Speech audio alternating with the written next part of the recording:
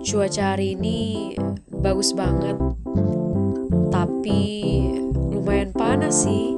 Jadi pengen minum yang segar-segar, tapi yang bikin sehat. Apa ya? Oh iya, kan ada Yuzi 1000. Yuzi 1000 merupakan produk vitamin C berupa minuman kesehatan rasa jeruk. Kandungan vitamin C 1000 mg yang terdapat di dalamnya membantu memperkuat daya tahan tubuh dan menjaga tubuh tetap terhidrasi di tengah aktivitas.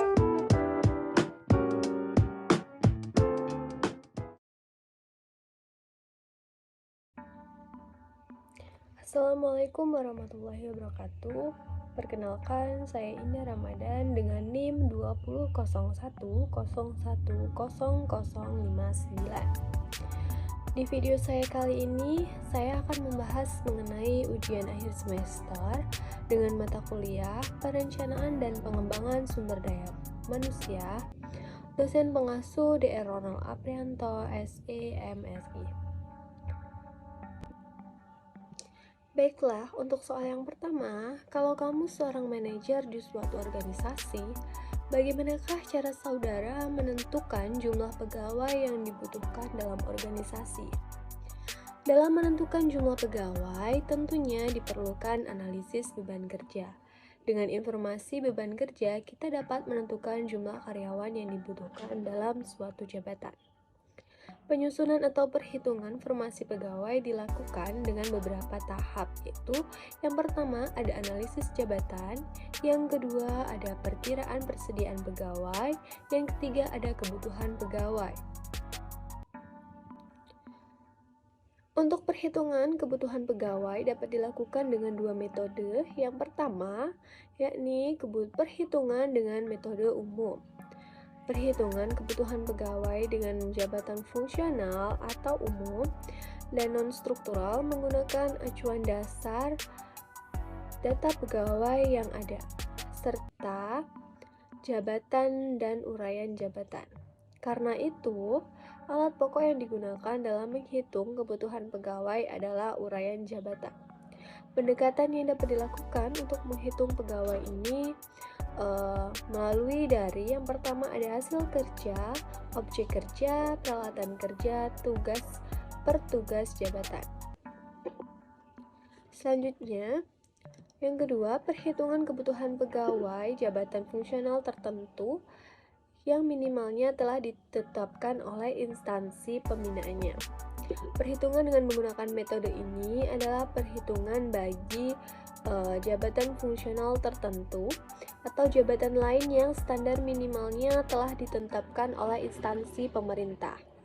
Jabatan tersebut berada dalam kompleks tenaga kesehatan dan tenaga pendidikan.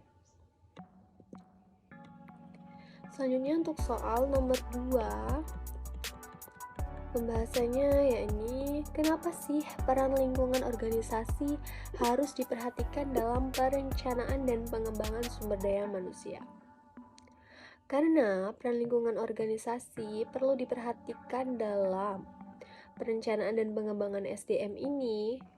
Untuk melakukan perencanaan sumber daya manusia, kita dapat mengetahui kemampuan kita dalam melakukan suatu hal. Dan kita juga bisa meminimalisir adanya perpecahan dalam suatu organisasi tersebut.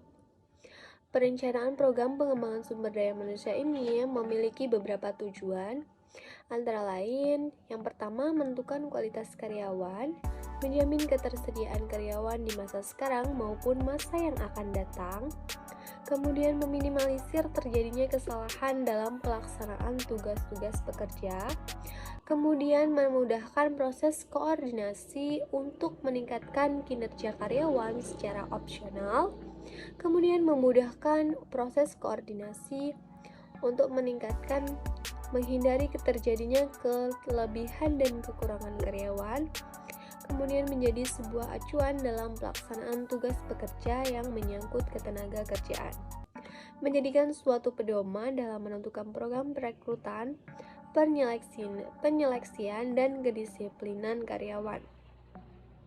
Kemudian yang terakhir, menjadi sebuah landasan dalam pelaksanaan penilaian karyawan.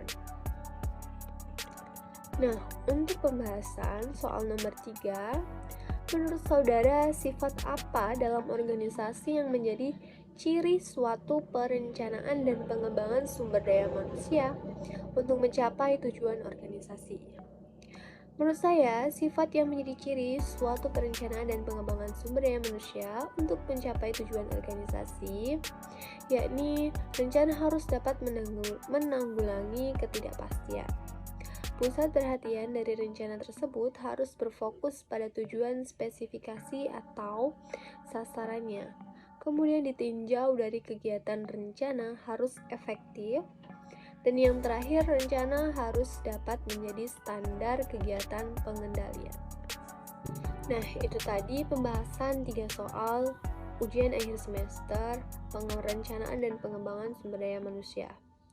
Saya akhiri, wassalamualaikum warahmatullahi wabarakatuh.